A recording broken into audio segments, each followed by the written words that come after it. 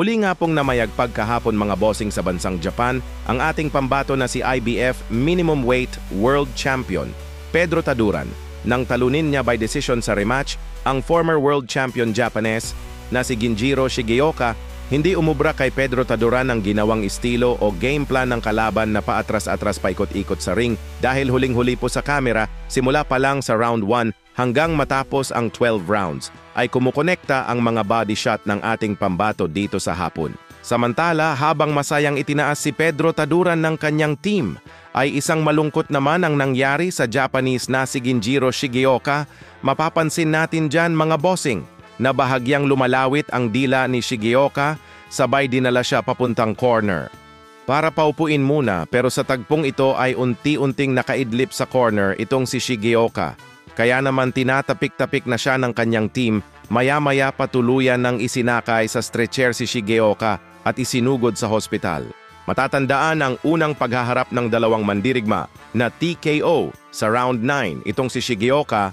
At ganun din ang naging resulta mga bossing, isinakay sa stretcher ang hapon, sabay isinugod sa hospital.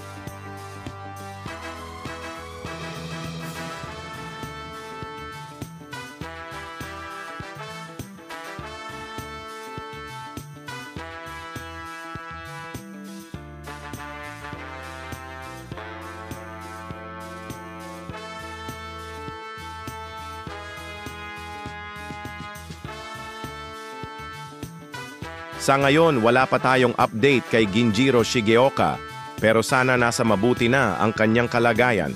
Samantala, nadepensahan naman ni Angelo Leo ang kanyang IBF title belt sa featherweight nang talunin niya by majority decision ang Japanese former world champion na si Tomoki Kameda.